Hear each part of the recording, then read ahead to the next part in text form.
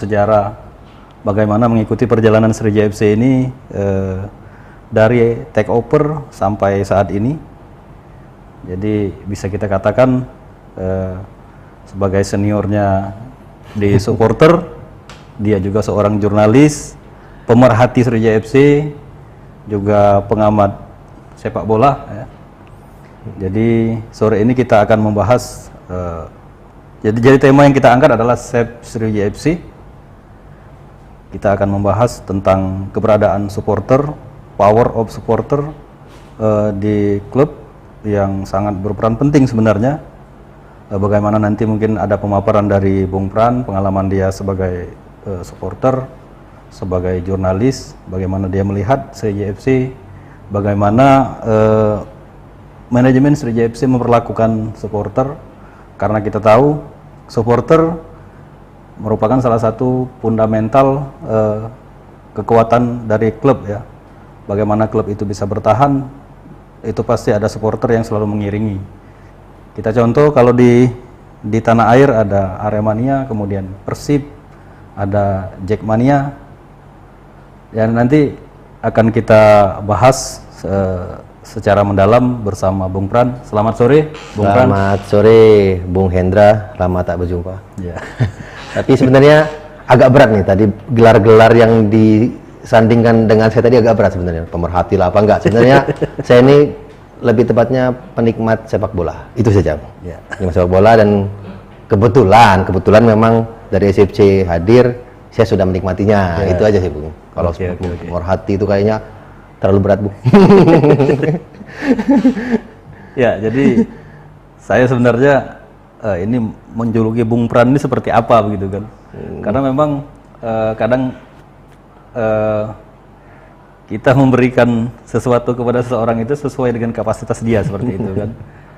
Walaupun mungkin dia bukan ahli di bidang itu, tapi pengalaman kemudian kapasitas dan kemampuan dia mungkin sudah keadaan.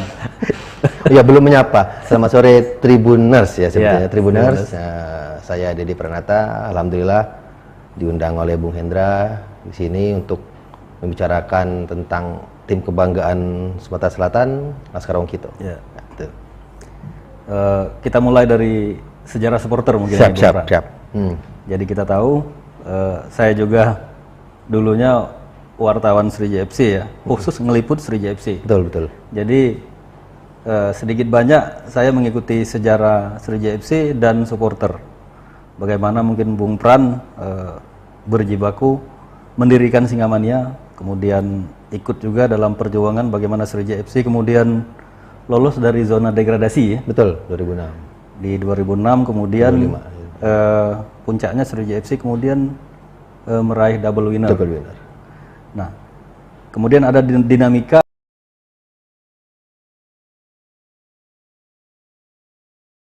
SFC ini satu-satunya salah dulu kan. Kemudian setelah mungkin setengah musim lepas baru benar-benar Sriwijaya FC. Dan saat itu keinginan Bapak Gubernur Syahrial Usman adalah bagaimana aset Pemda di Jakabaring itu terawat. Pasca PON 2004 PON kalau nggak salah ya. Kalau memang tidak ada klub yang bisa memakai itu stadion, kayaknya akan terbengkalai. Dan itu memang betul. Dan memang langkah itu langkah yang tepat menurut saya untuk Pak Syahrial Usman men-take over tim tersebut. Jadi pada saat musim pertama dan memang terbukti bahwa Jakabaring bisa menjadi hidup, terawat, dan pada tahun-tahun berikutnya menjadi angker bagi tim lawan. Nah, jadi tahun 2005 memang kita berjibaku dengan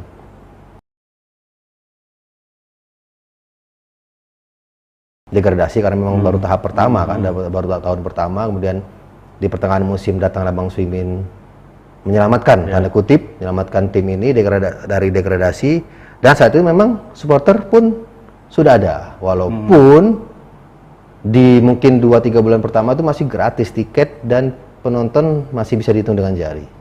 Benar-benar gratis dulu, di beberapa laga awal gratis, karena untuk mancing animo dulu kan, mancing animo, kemudian ya kita pun sadar itu bukan tim yang asal dari kita, itu take over. Kemudian kita mulai meramaikan, mulai mengajak yang lain untuk ayo ikut nonton. Kemudian tahun pertama ya alhamdulillah memang geliatnya sudah mulai kelihatan supporter saat itu. Dan juga saat itu Pak Syahrial ya bisa dibilang peduli dalam artian itu tadi ketika memang untuk supporter ada yang digratiskan, kemudian tiket pun dengan ya harga yang sangat-sangat terjangkau saat itu. Kemudian untuk kita yang tahun berikutnya launching kita pun seragam pun dipikirkan oleh Pak Syahrial. Jadi ya aku pikir tonggak awal memang ada di Pak Syahrial sampai puncaknya double winner gitu Bang. Artinya kan pondasi semua ya. Betul. Pembentukan supporter, kemudian klub juga kan. Nah mungkin yang agak mengganggu kita semua mungkin ya. Ini agak loncat nih. Kita bicara sekarang ya, kondisi supporter sekarang dan klub sekarang kan. Pandangan Bung Fran di dalam kondisi sekarang. Nanti kita akan flashback lagi nih. Sejauh mana nih manajemen memperhatikan supporter saat ini, kemudian seperti apa nih usaha manajemen untuk menyelamatkan kan Sriwijaya FC ini kalau tidak salah dia ada pengurangan 3 poin. Betul. Kemudian sanksi-sanksi ini yang sangat mengganggu sepertinya. Yang kita khawatirkan klub ini apakah mampu bertahan di Liga 2 untuk saat ini? Ya.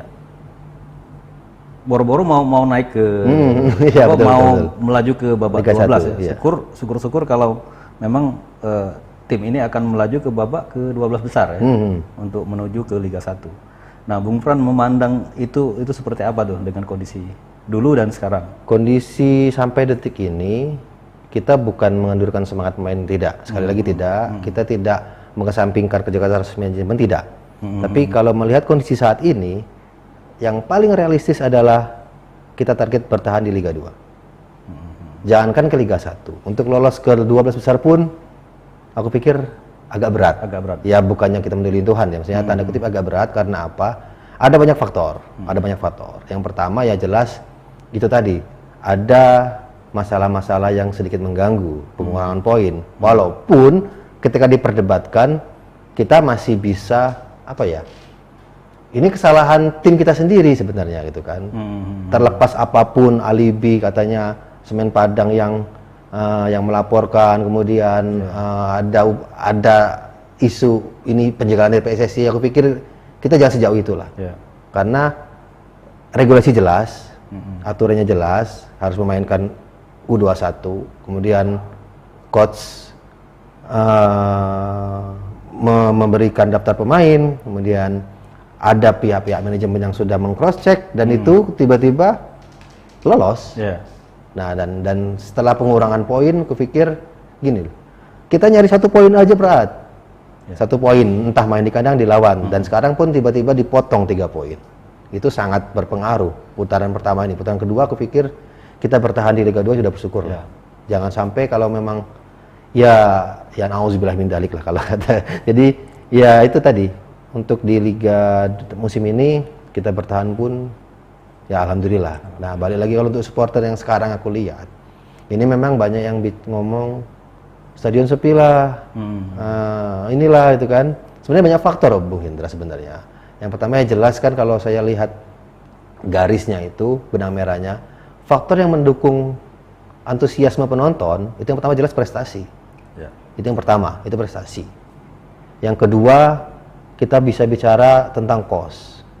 Tiket banyak yang mengeluh ini cukup mahal untuk kelas Liga 2. Betul. Cukup mahal.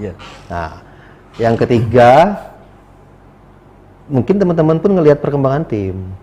Perkembangan tim dalam artian melihat kondisi tim seperti ini, ya penonton sama dengan pemain sepertinya. Jadi ketika memang pemain ada spirit, pemain ada motivasi keras, dan itu penonton bisa melihat, kok kita imbangi lah.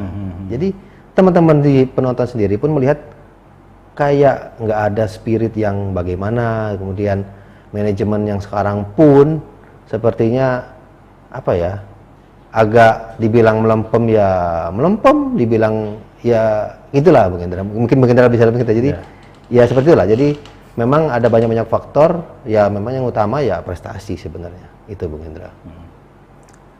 Jadi kan kalau kita bicara pengurangan poin, ya apa yang disampaikan Bung Pran itu sebenarnya sangat masuk akal kan. Artinya kita tidak ada salah pun kadang dicari salah kan. Nah, kalau orang sudah mau dalam tanda kutip tadi memang mungkin ada keinginan untuk ke sana, tapi rasanya tidak akan sejauh itulah. Iya betul. Karena Sriwijaya FC ini sudah turun dari Liga 1, kemudian di Liga 2, masa akan ada konspirasi seperti itu kan? Sangat jauh lah. Masih itu terlalu jauh lompatan berpikir ada upaya penjagalan enggak lah, belum lah, enggak itu belum. Enggak sejauh itu sih sebenarnya. Itu. Ya, jadi kan kalau kita bicara masalah manajemen, manajemen kan mungkin mereka sudah berdarah-darah, mungkin mencari dana mungkin kan.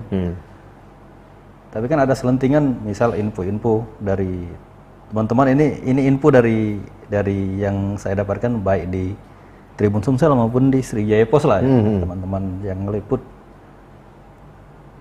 Dari tahun ke tahun, terutama di tahun-tahun belakangan ini katanya ada semacam dalam tanda kutip ada miskomunikasi dalam pengurusan tim begitu kan. Entah ini Bung Pran mendengar atau tidak. Nah ini yang juga menjadi persoalan artinya kan. Artinya di sana kan ada sekretaris tim, ada bagian umum, kemudian ofisial, ada bagian yang mungkin mengurusi obat-obatan. Kalau ada orang-orang seperti itu yang masuk ke dalam tim, artinya kan akan mengganggu ritme begitu. Ya sih benar, memang untuk musim ini khususnya musim ini yang dimanajeri oleh Pak Hendriansa itu ada banyak informasi yang saya dapat sebenarnya. Jadi ada aku bilang sosok lah, sosok Tuhan kedua. Tuhan kedua. Jadi gini, sebenarnya kenapa ada Tuhan menciptakan kepala, tangan, kaki, itu ada tugas masing-masing kan. Betul. Ketika di tim pun sama, ada manajer, ada media officer, ada perlengkapan, ada terapis, ada dokter, itu dengan tugas masing-masing. Tapi ketika memang semua lini ingin dikuasai satu orang, ya kupikir berat. Dan hasilnya bisa kita lihat. Parahnya lagi orang itu tidak mengerti bola, jangan-jangan. Nah, itu sebenarnya jadi masalah. Jadi ketika dia ingin menguasai bagian A, dia ingin menguasai bagian B, kemudian parameternya jelas gini aja. Parameternya ketika memang dia ingin menguasai semua, hasilnya maksimal apa enggak? Sampai detik ini kita di peringkat berapa? Sampai detik ini kita poin berapa? Itu aja. Sampai kita kecolongan masalah regulasi U21. Itu kan ada apa kan? Nah, kalau memang sebenarnya kalau setiap batang tubuh struktur organisasi di SCFC itu memang profesional dan mereka ngerti job masing-masing, aku pikir nggak akan terjadi seperti kemarin. Jadi ketika Coach Yoyo sudah melampirkan nama pemain nih, ke asisten mungkin, dari asisten mungkin ke sekretaris tim atau mungkin atau apa-apa. Kemudian kan kalau memang itu setiap bagian dia tahu tupoksinya dia, nggak akan terjadi Bung Hendra sebenarnya. Itu sangat disayangkan sekali itu. Aku pikir tamparan bagi manajemen dan bagi pelatih kalau aku lihat. Itu tamparan. Bisa kecolongan. Itu jelas. Dan memang kalau alibi aku baca beberapa berita, ini dibuat-buat seolah-olah ingin ini, terlalu jauh itulah. Harusnya kita bercermin aja, berkaca bahwa ini kesalahan dari kita. Kesalahan dari manajemen, kesalahan dari pelatih. Hal yang seperti itu bisa kecolongan. Nah, itu. Adapun nanti sanksinya yang bisa kita banding, tapi untuk kesalahan yang fundamen ya ada di kita sebenarnya itu, Bung. Tuh. Oke, kita flashback lagi nih. Paling enak nih bicara masalah flashback nih, karena kita sudah mengalami dan ada semacam euforia. Betul. Dan bisa jadi bahan compare karena kita mengalami beberapa zaman terpuruk, zaman menang, zaman wah. Nah, jadi kan Bung Pran waktu itu masih aktif sebagai supporter ya? Di tahun 2007-2008, waktu double winner. Betul. Kemudian di tahun 2008, 2010, ini kan kita hat-trick. Hat-trick Copa. Hat-trick Copa. Waktu itu yang karena kan saya pernah liputan di tahun 2005, kemudian sempat pindah bidang liputan waktu itu. selama berapa tahun, kemudian balik lagi ngeliput itu di tahun 2008-2009. Pasca Itu yang double winner ya. Iya, itu yang menjadi kenangan saya sampai sekarang. Itu animo supporter itu luar biasa gitu kan. Betul. Artinya stadion timur itu penuh.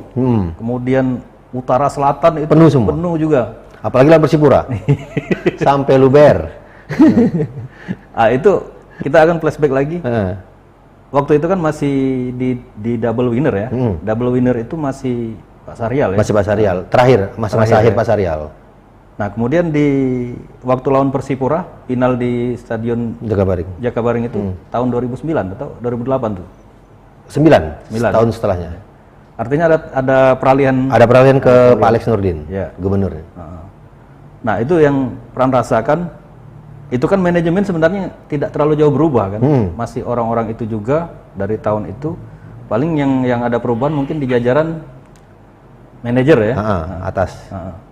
Artinya kan supporter pasti selalu berhubungan dengan manajemen ya, walaupun Betul. mungkin tidak secara langsung.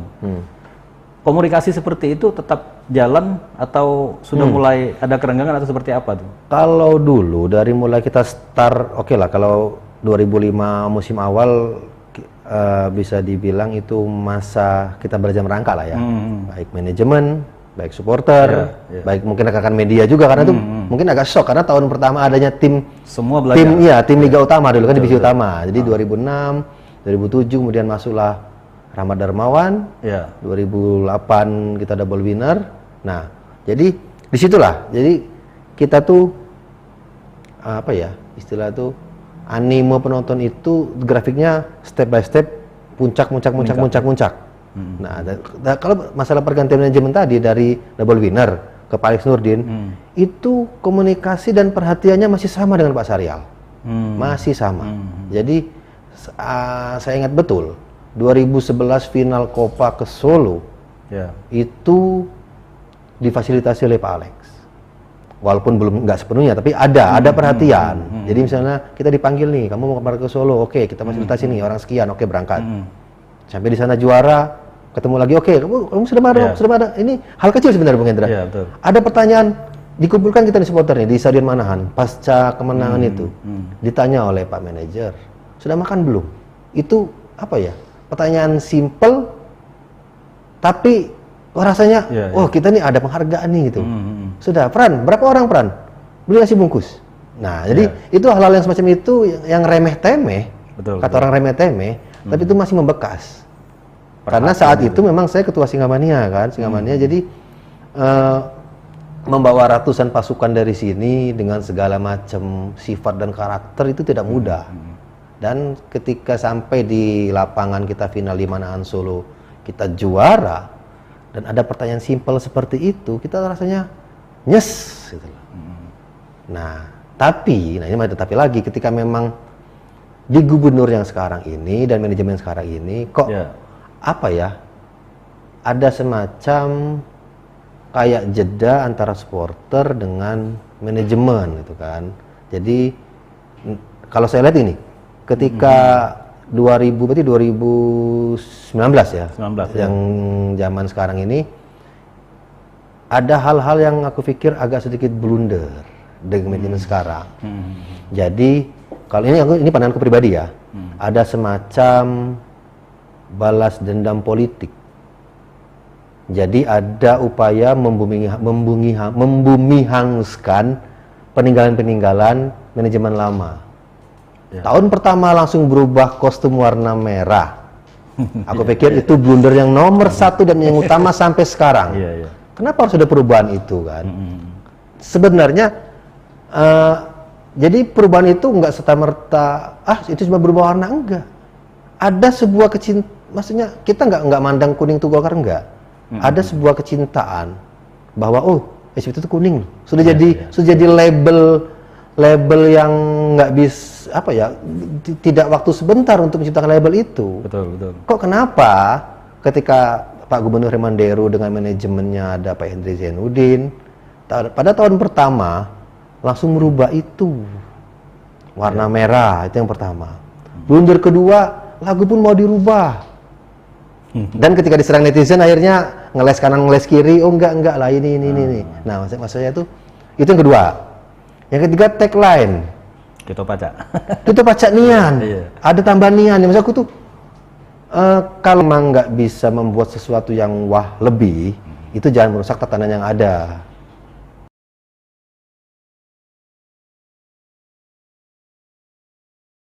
Nah itu maksudnya. Jadi ada 3 hal itulah yang aku nilai membekas sampai sekarang. Supporter, penonton umum, pecinta CFC itu ngerasa, loh kok gini sih? Di mata nih aneh loh. Ketika kemarin lawan Semen Padang, itu di mata itu biasanya kita yang kuning, Semen Padang yang merah.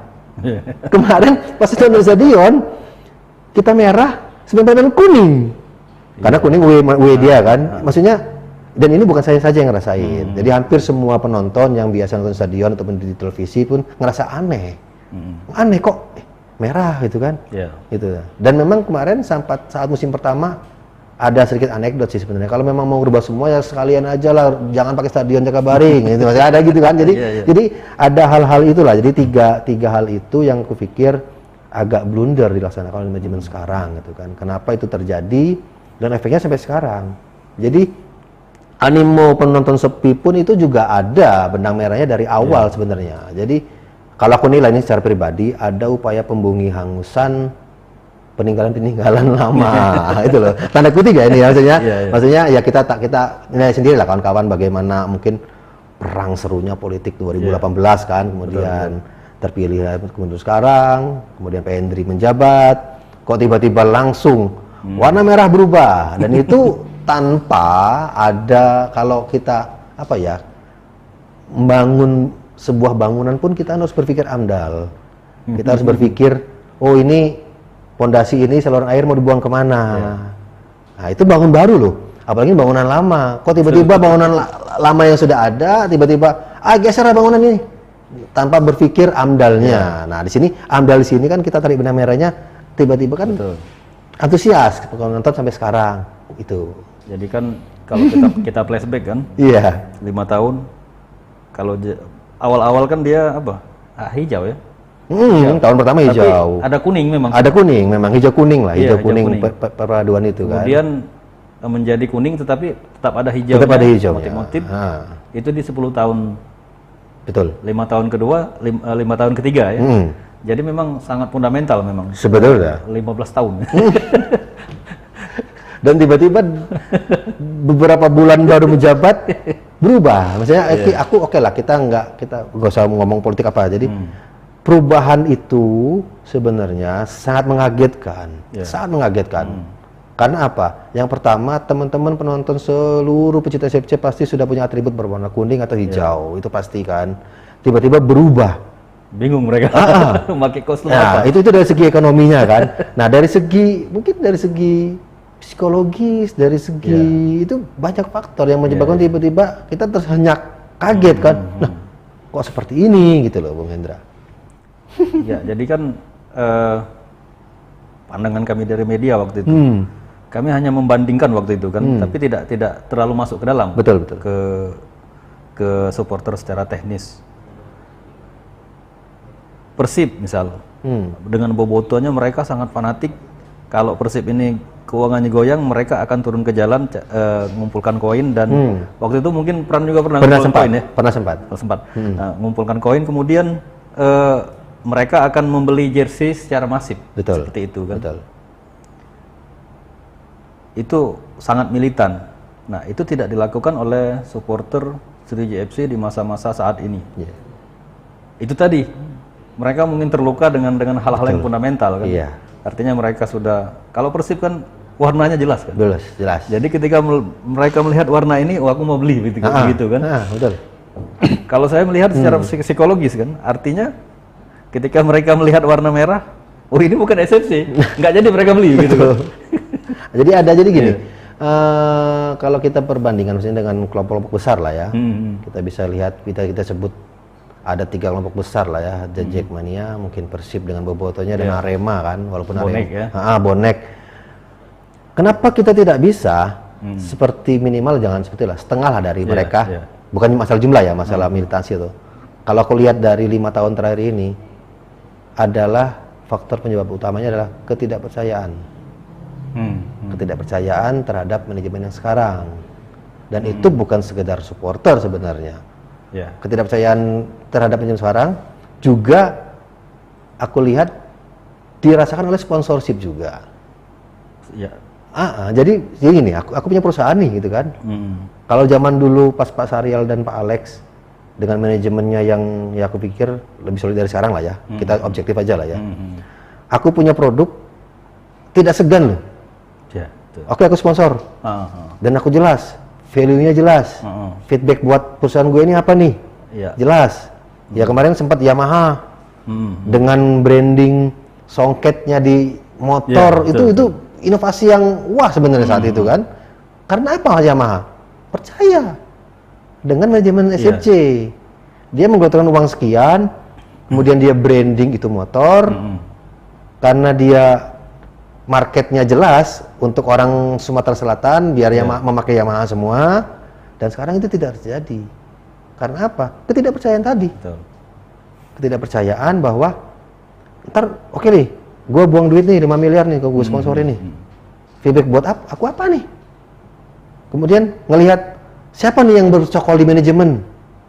Kan mereka pasti punya lah track record, punya rekam jejak, punya catatan sejarah. Ketika kita menilai, oh ada si A, B, C, D, E nih di manajemen nih. Aku mau buang duit 5 miliar. Nggak jadi lah. Bisa terjadi seperti itu, Bung Hendra. Tingkat kepercayaan. Betul, itu tingkat kepercayaan. Jadi orang ragu untuk ya sponsorship tradisional kita lah, kan sempat menghilang.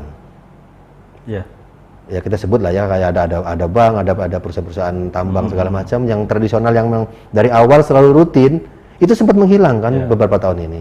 Jadi kan kalau kita flashback lagi di tahun 2005 sampai ke tahun 2018 lah. Iya. Artinya kan 13 tahun. Walaupun mungkin tidak akan kita sebutkan nama ya. Iya. Bank ini kan bank milik Betul, Sumsel lah. betul. Kemudian ada perusahaan BUMD, BUMN yang memang mencari rezeki di Sumsel. 3 perusahaan waktu itu. Iya. Ada yang mungkin dia tidak bisa support uang dalam bentuk CSR, tapi dia membantu dalam bentuk fasilitas kalau nggak salah. Iya. Kemudian ada yang memang dalam bentuk uang dalam jumlah cukup besar ya waktu Betul. sampai 5 miliar, 6 miliar.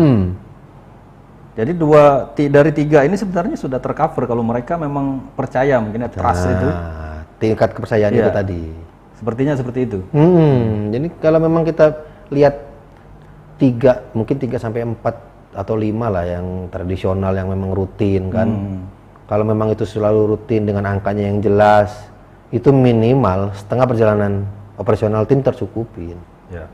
Nah itu tinggal bagaimana pengelolaan tadi yang kita balik yang tadi ketika ada Tuhan kedua di tim ya aku pikir berat. Terlalu ini karena memang gini, aku misalnya nih jabat di asisten manajer aja gitu kan, ada tupoksi kita, sekretaris tim ada tupoksinya, ngurus ini, perlengkapan ada. Tapi ketika memang seluruh tim itu mau di cover sama satu orang, hepatitis Bung. Ya baik, ya oke lah, benar kata Bung Hendra tadi. Ya kalau dia ngerti. Kalau nggak ngerti. Nah kalau nggak ngerti ya, yang hepatitis bukan dianya, tim yang hepatitis. Ya bukti konkretnya. Nilai kita berapa sekarang? Dari target Liga 1 ya sekarang kita harus realistis, kita nurunin target, bertahan aja dulu di Liga 2, jangan sampai ke Liga 3. Itu loh. Bung. Ya kita melihat kan performa kan. Betul. Imbasnya ke performa, kemudian antusiasme dan kepercayaan. Karena pengalaman sama ya mungkin 15 tahun lah ngawal. Iya betul. Lebih 15 tahun ngawal. Lebih.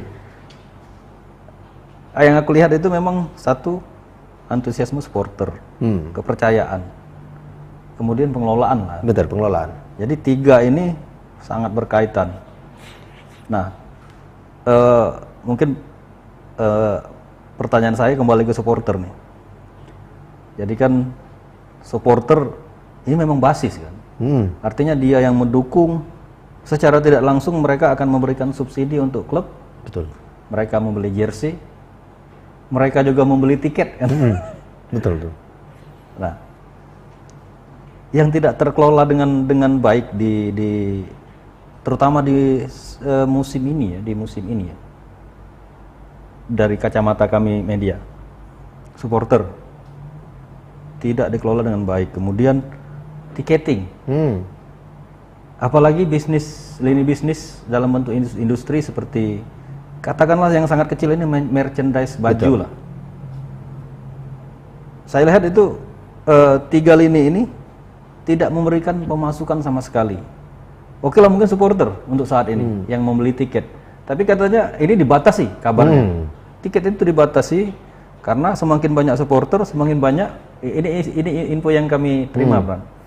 Jadi kalau supporter ini jumlahnya sampai puluhan ribu, mereka akan mengerahkan tenaga pengaman.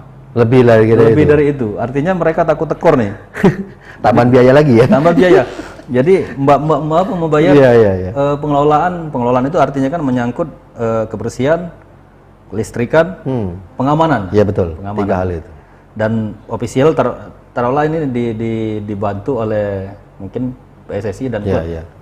Nah, 4 lini ini yang paling mereka takutkan itu kalau supporter ramai.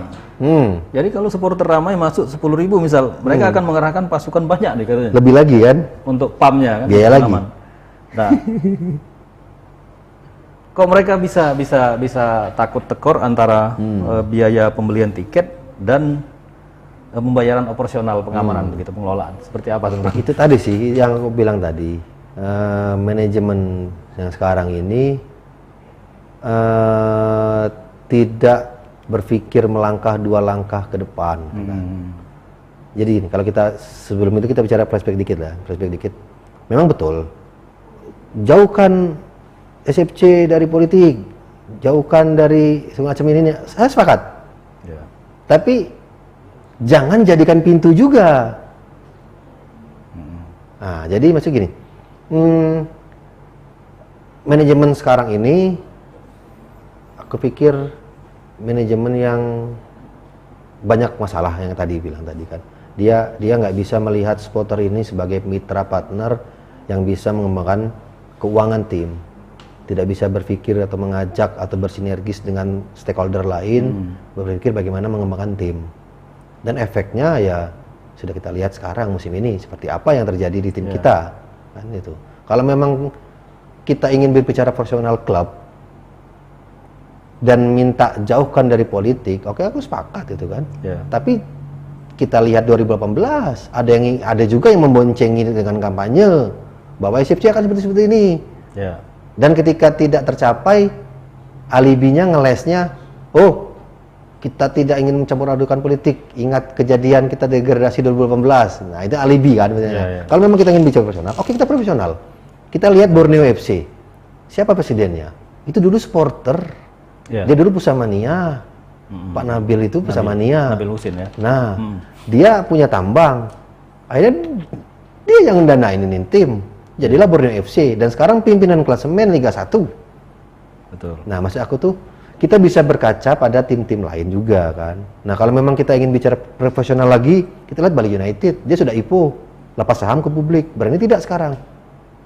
Nah, kalau memang berani, ayo gitu kan. Dan memang transparan. Jangan seperti sekarang yang aku lihat. Nah, ini lagi kalau bicara saham langsung jadi ingat nih.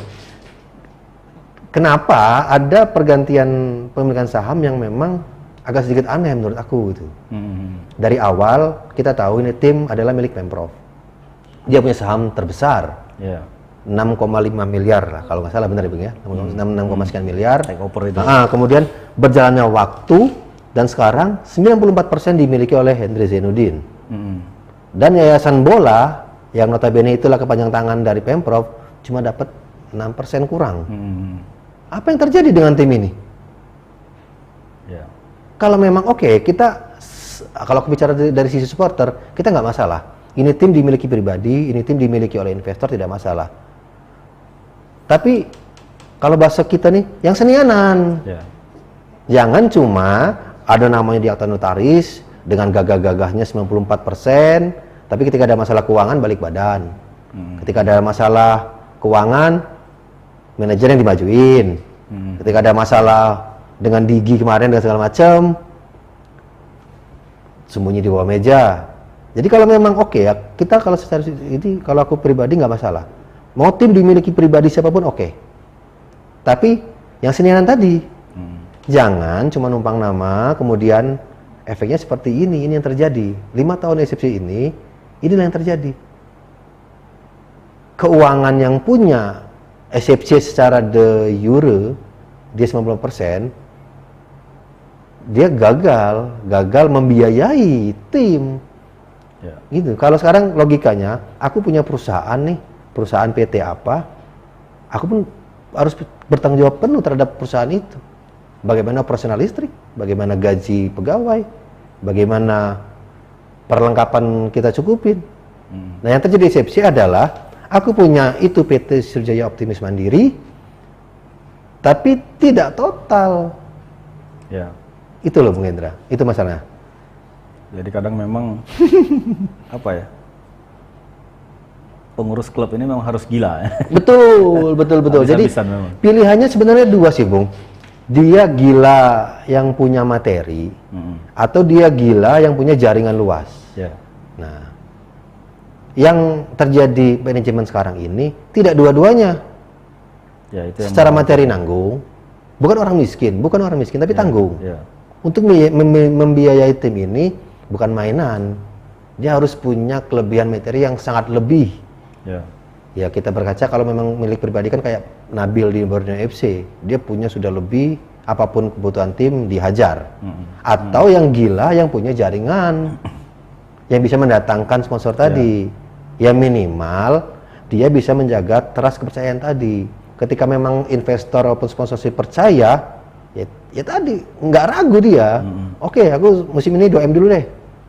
Bagus nih pengelolaan nih, musim depan naik nih 5M nih, kamu kemarin bagus. Nah sekarang tahun pertama diguyur berapa M, terus pengelolaannya amburadul, ya orang hilang percayaan dong gitu kan. Lah 2M kemarin aja kemana tuh duit gua, masa mau minta 5M sekarang? Dan itu enggak, apa ya, itu enggak sekedar 1-2 sponsor, pasti semua sponsor merasa seperti itu gitu loh. Gitu loh. Ya, jadi kan ketika kita flashback, kemudian kita bandingkan dengan sekarang, itu memang ada semacam kita akan mengalami transisi yang luar biasa seperti itu. Betul. Artinya dari transisi ketika ini kita akan menghitung siapa dulu gubernur kan, masa Pak Sahrial, kemudian Pak Alek dan Sekarang Herman Deru. Pak Herman Deru. Nah di masa-masa 5 tahun terakhir itu yang memang Sriwijaya FC sepertinya kurang mendapat perhatian juga seperti itu. Artinya kan pemerintah tidak akan bisa mengucurkan APBD. Betul. Ketika di tahun berapa 2010 ya itu sudah. Iya mulai ada aturan seperti itu. Ada aturan itu. Nah tim kita waktu itu sampai sekarang ya tidak siap sepertinya. Benar. Tidak lagi menerima suntikan APBD. Tetapi di tahun 2010 itu saya ingat betul itu gubernur di masa itu sangat konsen. Ya. Artinya dia bukan memberikan dana APBD, tetapi dia sebagai pembina Sriwijaya FC turut mencari sponsorship seperti itu kan. Betul. Dan ini yang saya dengar info, apakah gubernur yang sekarang melakukan hal itu atau tidak? Nah itu yang sampai sekarang belum kita ketahui dengan benar. Bung Pran seperti apa? Jadi gini Bung, kalau zaman Pak Sahrial memang kita tidak bisa memungkiri APBD berperan mutlak di situ. Tapi memang outputnya jelas, double winner. Betul. Apapun orang mau bilang, enak APBD ini nih, outputnya jelas. Dibayar dengan prestasi. Prestasi, double winner, dan itu belum bisa dipecahkan tim manapun sampai sekarang di Indonesia. Betul. Double winner belum pernah. Jadi orang mau bicara, Pak Sahrial enak, APBD. Iya, memang enak, tinggal nyedok kalau bahasa kita kan. Tapi bagaimana pengelolaannya? Betul. Bagaimana outputnya? Bagaimana mencari pelatih yang berkualitas? Karena turunan dari pemain awalnya memang simpulnya adalah pelatih dulu. Dia pelatih, kita ambil yang bagus, kemudian dia punya pemikiran bagaimana meramu pemainnya dan pasti dia punya jaringan kan. Pemain ini dia aku sama ini pasti ada dan outputnya jelas, double winner. Zaman Pak Alex Nurdin memang tidak pakai APBD. Tapi telunjuk beliau yang punya kekuatan. Komando ini. Komando. Gubernur loh Bung Hendra. Gubernur orang nomor 1 di provinsi, yang nomor 5 terkaya di Indonesia dengan banyak perusahaan BUMD dan BUMN. Betul. Kalau memang telunjuknya tidak punya kuasa, nggak usah jadi gubernur. Saat itu Pak Alex yang dilakukan adalah bagaimana dia mampu mengkomunikasikan pihak manajemen dengan sponsor-sponsorship besar. Minimal ya jadi jembatan lah. Tolong bro, tim gua nih. Oke, siap Pak Gubernur. Memang dia tidak terang-terangan APBD, memang nggak boleh, enggak. Tapi telunjuk Pak Alex yang main. Bro, tolong bro, tim aku nih. Oke, siap. Dalam 1 tahun bisa banyak sponsor kita lihat. Dan pada outputnya pun jelas. 2010 kita Kopa, 2011 kita Kopa. Belum lagi yang trofi-trofi pramusim segala macam. Ada runner up Piala Presiden, ada Piala Gubernur Kaltim segala macam. Outputnya pun jelas. Nah, yang sekarang ini kalau kita bisa bahas menurut saya pribadi adalah yang terjadi ketika perlengkapannya di tahun 2018 dia memakai SFC. Jelas itu. Ini jejak digitalnya ada kan, Bapak? Oh, saya akan begini SFC. Nah, ketika sudah jadi balik badan dengan alasan klub harus profesional. Oke, aku sepakat. Tapi paling enggak rekomendasi lah, itu kan. Nggak usah rekomendasi sponsor lah. Permudah aja stadion dan tempat latihan. Kemarin kan sempat heboh, nggak ada tempat latihan. Betul. Kemudian Wisma Atlet nggak dipakai lagi. Sekarang tim harus di hotel, biaya lagi. Keluar lagi. Padahal Wisma Atlet sangat nyaman sebenarnya.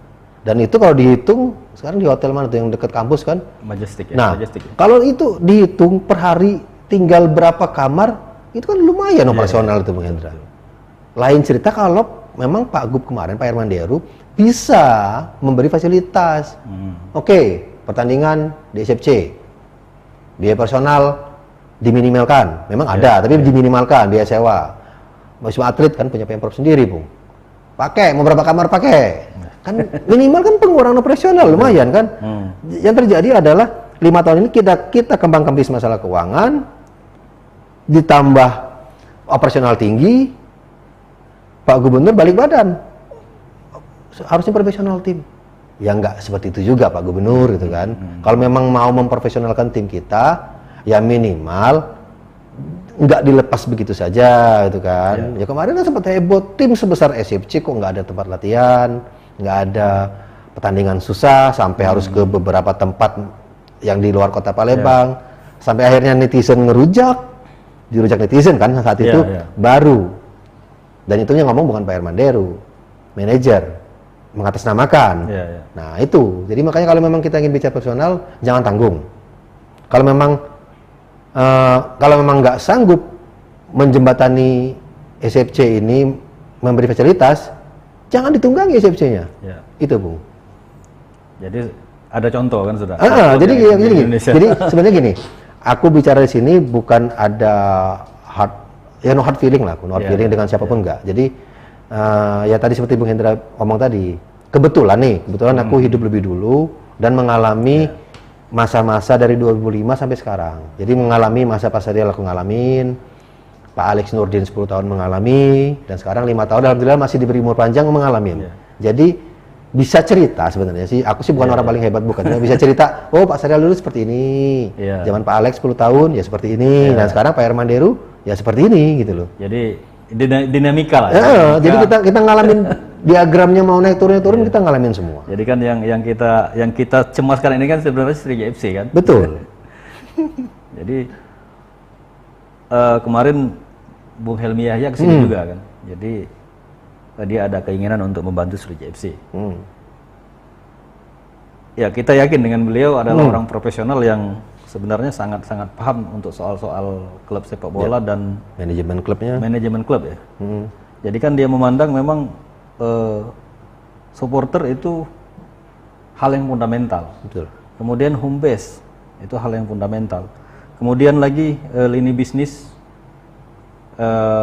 yang harus dikembangkan itu fundamental. Dan terakhir kepercayaan, trust ke manajemen. Artinya ada 4 hal.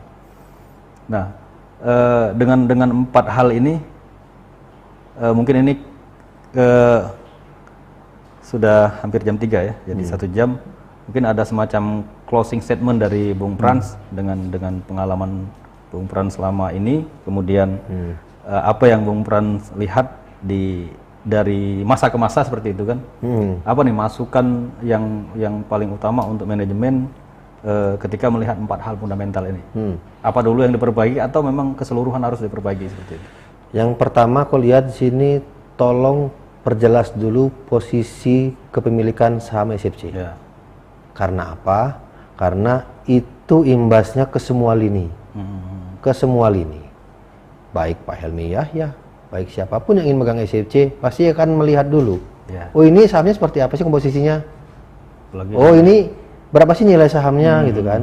Apalagi Pak Helmi Yahya orang profesional. Dia punya banyak perusahaan. Betul. Dia raja bisnis, raja hiburan. Dia pasti tahu kan? Dan aku pikir itu. Jadi yang pertama adalah tolong perjelas dulu kepemilikan saham SFC. Kalau bisa transparankan gitu.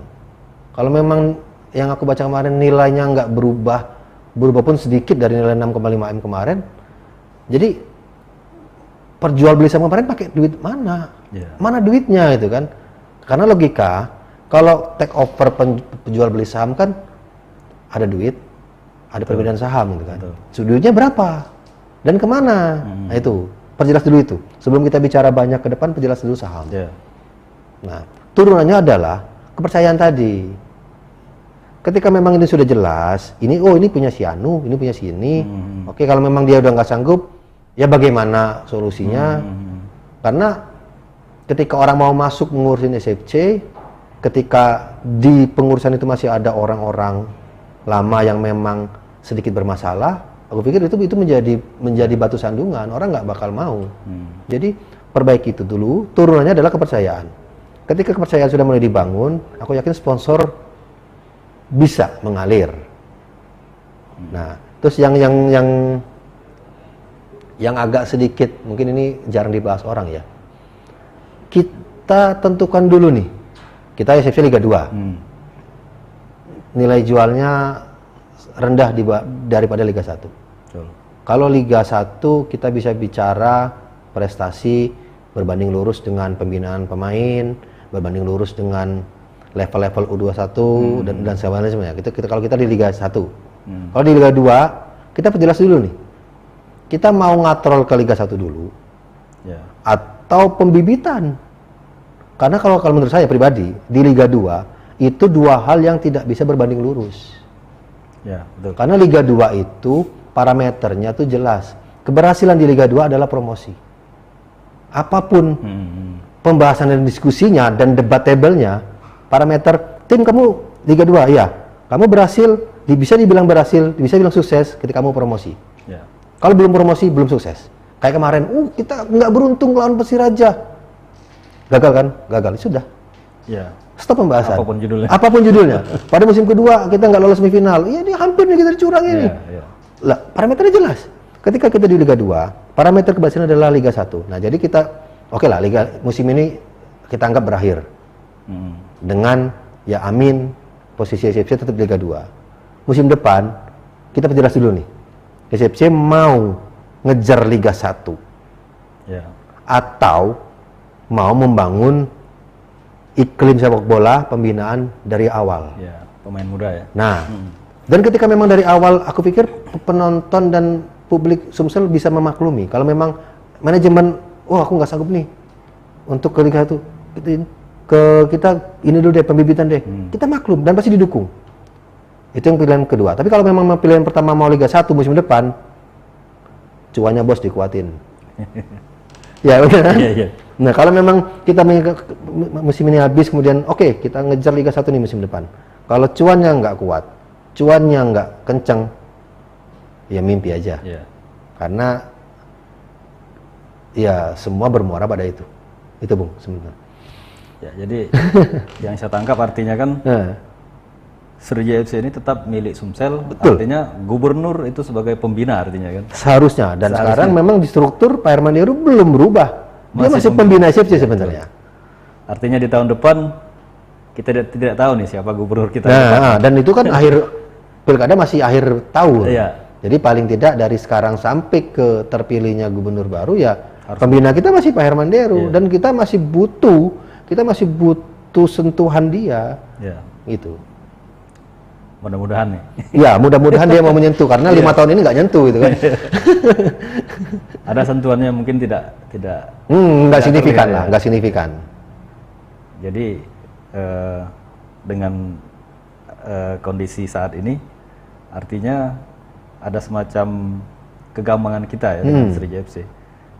Ini kan gubernur sudah diganti oleh PJ gubernur. Artinya Srija FC ini memang mengalami kekosongan.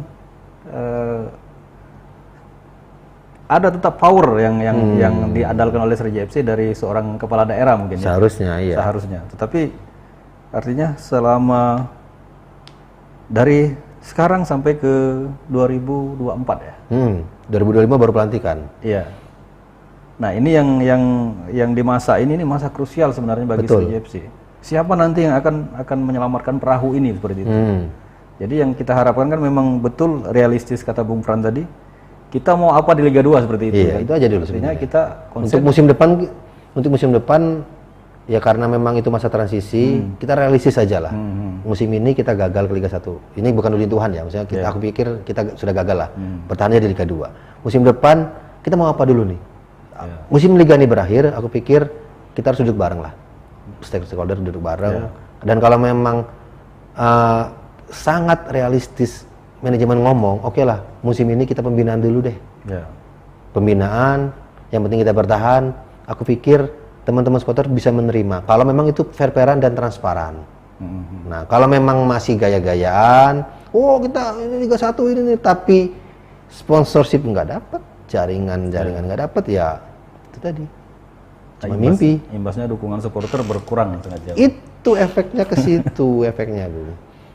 Akhirnya kan memang kembali supporter tidak dikelola dengan benar kan. Nah, dan memang sebenarnya itu lingkaran Bu, lingkaran. Jadi di situ ada lingkaran prestasi, di situ ada lingkaran kepercayaan kepada manajemen, di situ ada lingkaran pengelolaan apa tadi yang tiketing dan bisnis segala macam. Dan itu tadi kalau memang itu melingkarnya bagus sih, ya bibit-bibit supporter pasti ya ini. Karena apa? Beberapa tahun ini supporter sudah damai. Dulu kan masa konflik. Betul. Nah, dulu berdarah-darah denotasi bukan konotasi. Betul. Dan sekarang mumpung situasi supporter kondusif, Sangat akur sekarang. sangat akur malah saling berangkulan dan kompak, maksudnya dan itu bagus. Salut aku. Jadi mereka kumpul bahas apa bareng, kemarin misalnya ketemu Pak Helmi ya bareng, itu kompak itu bagus. Dan mumpung ini akur, seharusnya manajemen ini memandang ini potensi. Oh ini bagus nih, oke kita berpikir mau apa nih. Oke kita duduk bareng nih, oke siap nih Bang gimana nih. Mumpung akur, kalau dulu nggak bisa, dulu duduk bareng aja melotot. Sekarang kan saling merangkul. Betul. Ya, dulu duduk bareng aja, jangankan di manajemen, duduk bareng di kantor polisi nih, duduk bareng di depan Kapolresta Palembang, ngebahas pertandingan besok, itu masih saling melotot mata tuh. Jadi dulu tuh berdarah-darah dalam arti yang sesungguhnya, gitu loh Bung. Jadi mumpung ini, ayolah manajemen. Kalau memang mau down to earth, ini saatnya. Kalau memang, bukannya aku mancing manajemen buat ngakuin nggak sanggup, enggak. Karena realistis tadi, kalau memang musim depan kita mau bicara, masih mau PD Liga 1, Ini kan suara supporter sebenarnya. Betul. Suara kita pecinta. Bener, dan insya Allah sih, adalah yang ngaminin lah, insya Allah ada omongan ini kan. Dan kalau memang nggak sanggup tadi, pilihannya itu tadi Bung Hendra. Down to earth aja. Slow down, kita pembinaan sambil nih membangun kepercayaan lagi, animo dan militansi supporter dibangun lagi. Jadi berjalan beriringan lagi gitu. Itu Bung Hendra. Jadi mungkin sudah 1 jam nggak terasa ya. Nggak terasa. Memang ternyata kita ini pecinta Srija FC. Betul, betul. Kita adalah supporter dan fans sebenarnya. Bertahun-tahun, baik itu wartawan, baik supporter, peduli lah, minimal kita masih waduh seperti ini, masih ada bulan warung kopi, masih lah gitu. Jadi kita merasa sedih ya dengan kondisi saat ini. Benar. Walaupun mungkin ya suara kita inilah yang kita suarakan. Benar. Semoga Srija FC bangkit lagi nih. Amin ya Allah, amin. Walaupun tetap di Liga 2, kita tetap mencintai Srija FC. Tetap apapun yang terjadi, itulah tadi kita kalau supporter ini di supporter ya, apapun yang terjadi kita tetap dukung. Apalagi ya kalau aku bicara aku dulu Singamania, ke Papua pun kita jabanin, ke Singapura pun kita jabanin kan, apalagi sedang dukung tim di Liga 2, gitu kan. Jadi insya Allah lah kalau teman-teman supporter masih tetap solid lah, baik Singamania, Ultras, Sriwijaya Mania tetap solid. Itu tapi itu tadi manajemen harus fair, harus transparan tadi, balik tadi jujur. Oke, kita membumi dulu lah musim ini, nggak ada masalah, gitu loh Bung. Jadi artinya kita kembali ke titik nol ya. Betul. Kayak POM SPBU lah ya. Dari titik nol, Pak. Oke. Siap. Oke, mungkin terima kasih nih Bung Pran. Siap, sama-sama Bung Indra. Dengan kehadirannya hari ini. Jadi kita banyak membahas tentang Sriwijaya FC seperti apa dan kondisinya. Artinya kan beberapa hal masukan-masukan dari Bung Pran ada yang mungkin agak keras, ada yang mungkin menyentil sana sini, tapi ini yang kita lakukan demi kebaikan Sriwijaya FC. Betul. Jadi terima kasih Bung Pran. Siap, sama-sama Bung Indra. Oke Tribuners, terima kasih ikut menemani kami selama hampir 1 jam ya. 1 jam. 1 jam. Nanti akan ada episode berikutnya, pembahasan berikutnya tentang Sriwijaya FC. Tentunya kita berharap Sriwijaya FC tetap eksis. Amin. Dan suatu saat ya kita berharap, kita berdoa jangan terlalu lama Sriwijaya FC bisa kembali lagi ke Liga 1. Amin. Amin ya rabbal alamin. Oke Tribuners, terima kasih dari kami. Saya Hendra Kusuma selaku host dan Bung Pran. Terima kasih. Wassalamualaikum warahmatullahi wabarakatuh. Jaya.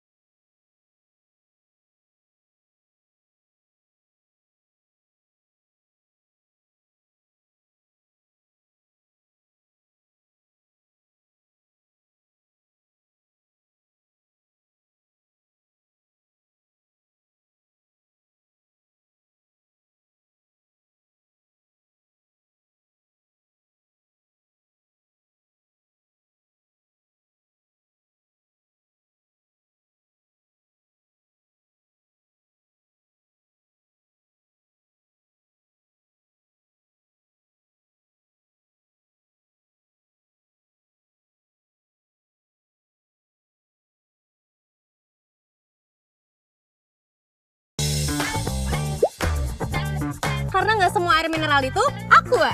Datang dari 19 gunung terpilih, Aqua tersaring alami dan cuma Aqua yang 100% murni dan terasa dingin tanpa perlu didinginin.